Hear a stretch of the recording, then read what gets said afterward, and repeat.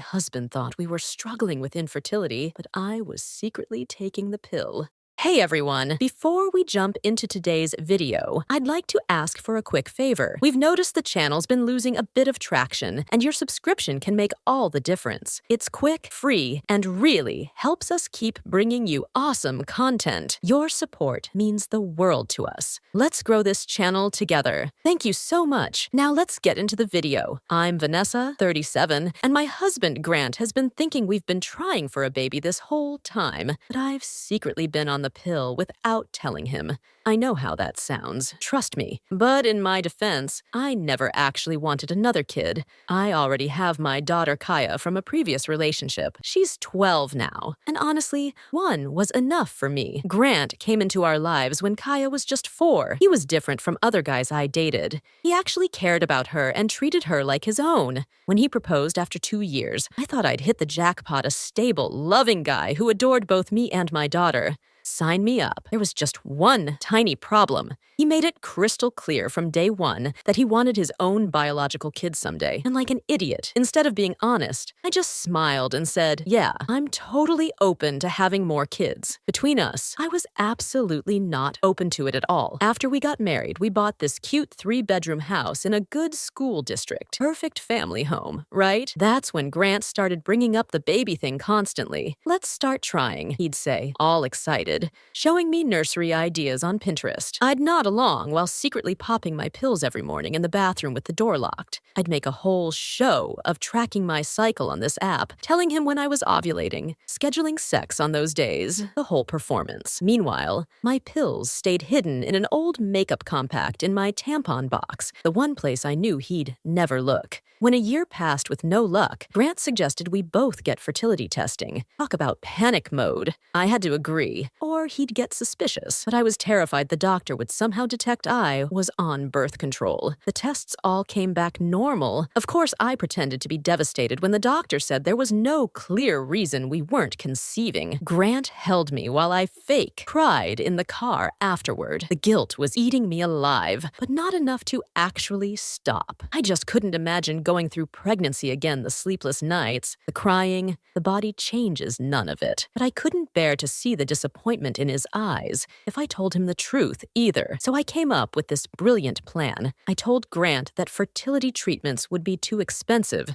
and too hard on my body. He was disappointed, but understood. I watched him slowly try to accept that he might never have biological children. The look on his face, God. Thinking about it now makes me sick to my stomach. But at the time, I just felt relief. Problem solved, right? I get to keep my perfect little family without adding to it, and eventually, he'd make peace with it. At least, that's what I told myself to sleep at night. But life has a funny way of blowing up your carefully constructed lies. My house of cards was about to collapse in the most spectacular way possible, thanks to my big-mouthed sister Diane, and one explosive argument that changed everything. I met Grant at a work conference 6 years ago. I was working in medical billing back then, hating every minute of it, but needing the steady paycheck for Kaya. He was giving a presentation on some new software system, looking all confident in his button-up shirt with the sleeves rolled up. What caught my attention wasn't just his looks, though, let's be real. Those definitely helped. It was how he actually listened when I asked questions afterward. Our first date was nothing fancy, just coffee, that turned into lunch, that turned into dinner. I mentioned Kaya in the first 5 minutes, my usual test, to see which guys would suddenly remember urgent appointments. Grant didn't flinch. Instead, he asked to see pictures and wanted to know about her favorite books, her personality. By our third date, he was asking to meet her. When they finally met, Kaya was going through this shy phase. She hid behind my legs for the first 20 minutes while we walked through the park. Grant didn't push it. He just casually flew this little pocket kite he'd brought, not making a big deal. By the end of the afternoon, she was holding his hand, demanding he spin her around. That's when I knew he might be different. 2 years in, he proposed. Nothing extravagant, a picnic at this overlook spot we liked, with Kaya in on the secret, holding the ring box in her little backpack. That night, lying in bed, he started talking about our future. I've always pictured having a couple kids, he said. all dreamy-eyed. I love Kaya like she's mine. You know that. But I've always wanted to experience the whole thing from the beginning. Pregnancy, birth, midnight feedings, all of it. I remember forcing a smile, saying something non-committal like, that would be nice someday, but inside, pure panic. See, Kai's birth was traumatic 36 hours of labor ending in an emergency C-section, followed by postpartum depression that nearly drowned me. Her biological dad bailed when she was 2 months old, couldn't handle the crying, the responsibility. I'd fought my way back from that dark place alone, sworn I'd never put myself through it again, but I didn't tell Grant any of this. Why ruin the moment? Why risk losing this amazing man who'd fallen in love, not just with me, but with my daughter? So I did what came naturally. I lied. I'd love to have a baby with you someday, I said. His face lit up like Christmas morning, and I pushed down the guilt. We moved in together, then got married in a small ceremony where Kaya was the flower girl. She started calling him Dad on her own around then. Her real father had never sent so much as a birthday card, and Grant was there helping with homework, attending dance recitals, teaching her to ride a bike. Looking back, those first few years were perfect, the three of us. This little family unit that somehow worked. The fertility testing was my closest call. I stopped the pills 2 weeks before the appointments, terrified they might show up in my system. When everything came back normal, the doctor suggested we keep trying naturally for 6 more months, then consider next steps. Grant was all in, ready to mortgage our house for IVF if necessary. That's when I pulled the "I'm not sure my body can handle the treatments" card. He was disappointed but supportive, said he loved me more than the idea of biological children. What I didn't count on was my body betraying me. After years on birth control, something went wrong. Maybe I missed a pill. Maybe the antibiotics I took for a sinus infection interfered. Whatever happened, I found myself staring at a positive pregnancy test one Tuesday morning while Grant was at work. I sat on the bathroom floor for hours, completely numb. This wasn't supposed to happen. I called the clinic that same day, scheduled the appointment for when Grant would be out of town at a conference, told no one, drove myself there and back, crying the whole time. Afterward, I buried the paperwork at the bottom of our garbage bin under coffee grounds and eggshells. 2 weeks later, I doubled down on the fertility struggle narrative, telling Grant I'd been feeling pregnant but got a negative test and my period. I watched him try to hide his disappointment, comfort me as I pretended to be sad about something I deliberately ended. I didn't know then that my sister Diane had spotted me coming out of the clinic that day. She'd been picking up a prescription at the pharmacy next door and recognized my car. She never said a word, just filed it away. Update, like the good little secret keeper she'd always been until she wasn't. The day everything fell apart, started normal enough. It was a Saturday in April, sunny, but still cool. Grant had taken Kaya to her soccer game, giving me the rare luxury of a quiet morning alone. I was enjoying my coffee when my sister Diane texted, asking to come over, something about needing to borrow our pressure washer for her patio. She showed up an hour later, but I knew the moment she walked in, something was off. She seemed tense, avoiding eye contact, making small talk that felt forced. We were in the garage looking for the pressure washer when she suddenly asked, "How's the baby making going?" Something in her tone made my stomach drop. "Same old," I said, keeping my voice casual, still trying, still hoping. She made this noise, half laugh, half snort, that raised the hair on my arms. "That's interesting," she said, "considering I saw you at the women's health clinic 3 months ago." The pressure washer slipped from my hands, landing on the concrete with a crash that matched the sound in my head. For a second, I considered lying, but the look on her face told me she knew exactly what kind of appointment I'd had. "You've been watching me." I tried to flip it. Make her the bad guy? I was picking up my prescription next door. "Don't try to make this about me." Her voice got louder. "Does Grant know? Does he know you've been on birth control this whole time while he thinks you're trying for a baby?" I hushed her, panic rising. "Keep your voice down. They'll be back from soccer soon. You need to tell him, Vanessa. This is sick. He deserves to know." We moved from the garage into the kitchen, the argument escalating with each step. I tried every angle. It was my body, my choice. Grant would leave me if he knew I was protecting our family. Diane wasn't having any of it. She kept saying words like betrayal and manipulation, each one hitting like a slap. That's when the front door opened. Grant and Kaya were home early. The game had been called off due to field conditions. I'll never forget the look on Grant's face as he walked into the kitchen, Kaya trailing behind him. He could immediately sense the tension and ask what was going on. I opened my mouth to make up some sister squabble, but Diane beat me to it. "Your wife has something she needs to tell you," she said, eyes locked on mine. "Don't you, Vanessa?" My heart pounded so hard I thought I might pass out. "This isn't the time," I managed. Glancing pointedly at Kaya, Grant, confused, suggested Kaya go upstairs to shower after soccer. Once she was gone, he'd look between us, waiting. The silence stretched until I couldn't bear it. "Diane's just leaving," I said firmly, moving toward the door. "Fine." My sister grabbed her purse. "If you won't tell him, I will." I lunged for her arm. "Don't you dare!" But she yanked away, voice rising. "He deserves to know, Vanessa. At least I don't take pills behind my husband's back and claim I'm infertile." The words exploded in the kitchen. "Does he know you had a procedure? That you were actually pregnant with his baby and terminated without even telling him?" The room froze. Grant stood absolutely still, like someone had paused him mid-motion. His eyes moved from Diane to me, waiting for me to deny it, to say she was lying, but the truth was written all over my face. "Get out," I whispered to Diane, tears streaming now. For a split second, she looked regretful, like maybe she hadn't meant to drop the bomb that way, but she just shook her head and left. The front door closing behind her with a quiet click that somehow sounded louder than a slam would have. Grant hadn't moved, hadn't spoken. His stillness terrified me more than if he'd been yelling. Finally, he said just one word: "Explain." So I did, or at least I tried. The words tumbled out in a mess of half-truths and justifications. Yes,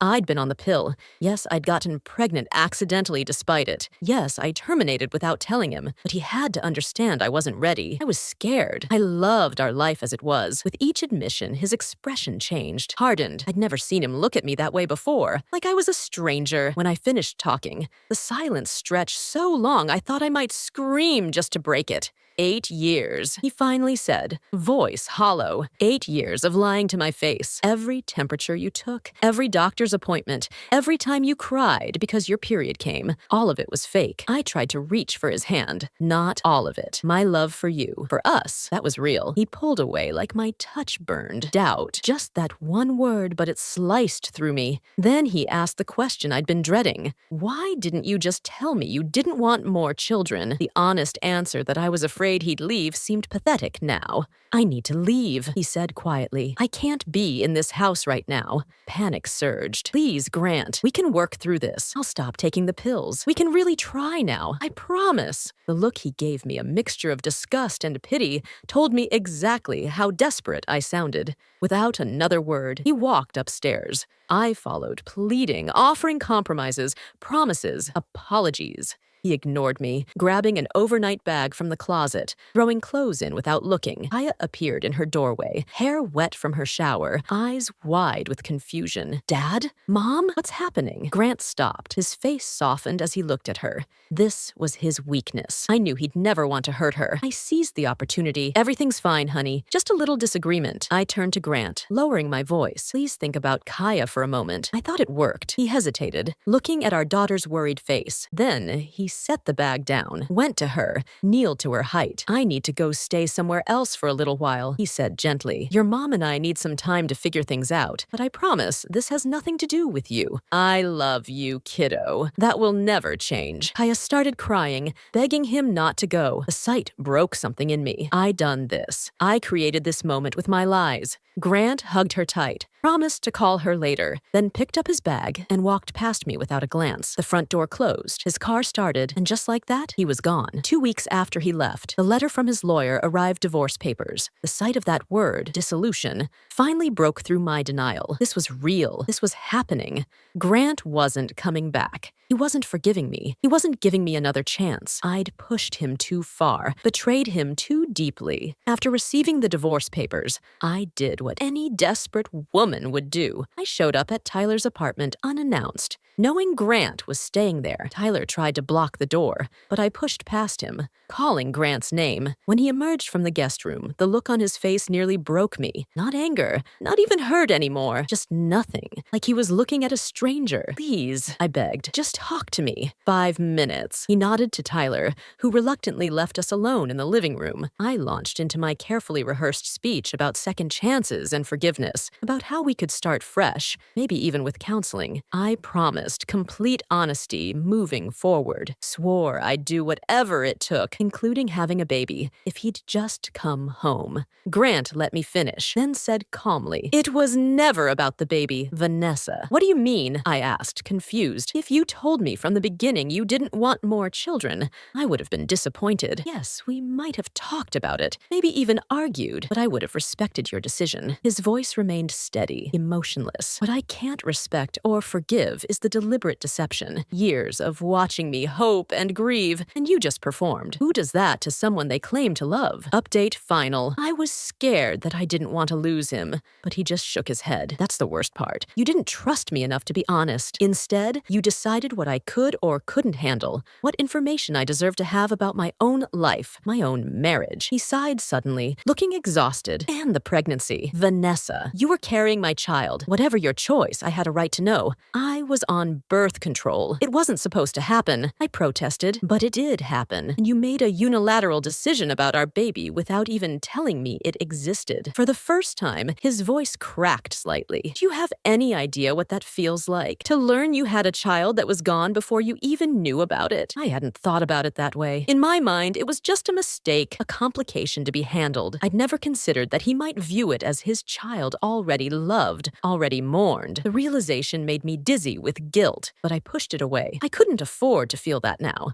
The divorce proceedings dragged on for months. What should have been straightforward became complicated by my own inability to let go. I contested everything: the division of assets, the visitation schedule for Kaya, even who would keep the wedding china. Neither of us particularly liked it. Meanwhile, Grant moved from Tyler's apartment into a small rental house closer to Kaya's school. She started spending every weekend and 2 weeknights with him. At first, I tried to compete for her affection, buying her things Grant couldn't afford, planning elaborate outings when she was with me, bad-mouthing the tiny place he was living in now. It backfired spectacularly. Kaya saw right through it, started refusing the gifts, asking to spend even more time at her dad's. 3 months after our separation, I was scrolling through social media late one night when I saw a photo of Grant at some charity fundraiser, standing next to a woman I didn't recognize. They weren't touching, weren't even standing particularly close, but something in their body language made my stomach drop. I clicked on her profile. Layla Patel, pediatric nurse, divorced, no kids, pretty in an understated way, with warm eyes and a genuine smile. 6 months after Grant moved out, the divorce was finalized. I sat in the courtroom as the judge made it official, feeling strangely detached from the whole proceeding. Grant and I didn't speak directly, just nodded at each other as we left. A year later, Kaya called instead of texting, which was unusual enough to make me answer immediately. "Mom, I need to tell you something," she said, her voice careful. "Dad asked Gila to marry him." She said yes. The phone nearly slipped from my hand. "Oh, I managed." "When did this happen?" "Last night. He took her to dinner. Then they came back and told me together. I've known her for months now, Mom. She's actually really nice." Each word felt like a physical blow, not just the engagement, but the realization that this relationship had been developing right under my nose without me knowing. Kaya had met her, gotten to know her, apparently approved of her, all while I remained oblivious. That evening, fueled by wine and a sense of injustice, I called Grant, ostensibly to congratulate him, but really to provoke a reaction. I ended up rewriting history, implying he'd been the controlling one and that I'd been driven to deceive him. The call ended with me in tears and Grant cold with disappointment. It marked a turning point in our already strained co-parenting relationship. All communication went through text messages or lawyers. The careful civility we'd maintained for Kaya's sake evaporated. The night before Grant's wedding, I drank more than usual and decided to drive past his house. I didn't make it there. Halfway across town, I ran a red light and plowed into another car. The impact was devastating: airbags, breaking glass, the sickening crunch of metal. The other driver walked away with minor injuries. I wasn't as lucky. I woke up in the hospital with my mother beside the bed. I had a broken collarbone, fractured ribs, a severe concussion, and various cuts and bruises. My blood alcohol level had been well over the legal limit. "Where's Kaya?" I asked, my voice hoarse. "She's with Grant. The hospital called him as your emergency contact. Did he come?" I couldn't help asking, though I knew the answer. "He sent his lawyer to check on your condition and handle the insurance paperwork," my mother said, squeezing my hand. "Vanessa, the police were here earlier. lawyer. You're being charged with DUI and reckless endangerment. Your license is suspended. Kaya visited once, briefly. Escorted by my mother, she stood awkwardly by the door, not coming close enough to touch. I'm sorry about the accident, she said, voice small. Are you okay? I'll be fine, honey, I assured her. I'm so sorry I scared you. She nodded, then asked the question I'd been dreading. Mom, were you really driving to Dad's house that night? I don't know, Kaya. I wasn't thinking clearly. You could have killed someone, she said, the words hanging in the sterile hospital air. You could have killed yourself. After she left, my mother stayed behind. She wants to live with Grant full-time, Mom, she said. Grant's lawyer contacted me yesterday. He's not going to fight for full custody unless you make him. He's willing to maintain the current arrangement with one condition. What condition? I asked, already knowing the answer. Supervised visits until you complete an alcohol treatment program and mandatory counseling. Mom looked at me steadily. It's fair, Vanessa. More than fair, given the circumstances. The day I was discharged from the hospital, I found a text from Grant sent the day after his wedding. I heard about the accident. I hope you're okay. Whatever happened between us, I never wanted this for you. Get the help you need, Vanessa. If not for me or yourself, then for Kaya. She deserves at least one parent who's whole and healthy. I read it over and over, searching for anger or triumph, finding only genuine concern that made my carefully constructed narrative about him impossible to maintain. Grant wasn't a controlling monster who'd driven me to desperate measures. He was just a man who'd wanted honesty and partnership, who'd finally found it with someone else after I'd shown him exactly who I was. I'll do it, I said finally to my mother, voice hoarse. The treatment program, the counseling, whatever it takes. I want to be better. Mom squeezed my hand. I know, honey. I know. It wasn't redemption. It wasn't even the beginning of redemption. It was simply the admission that I needed help, that the patterns I'd spent a lifetime perfecting had finally failed me completely. Grant was gone. My relationship with Kaya hung by a thread. My career, my freedom, my self-image all damaged, possibly beyond repair. Sometimes, the most devastating karma isn't what happens to you, but what you finally see when all your carefully constructed lies collapse in the wreckage of the life I'd built and destroyed. I could finally glimpse the person I'd become, and it was a stranger I'd barely recognized, a woman I would have despised if she weren't wearing my face, living in my skin. That recognition, more than any external punishment, was the true consequence of every choice I'd made.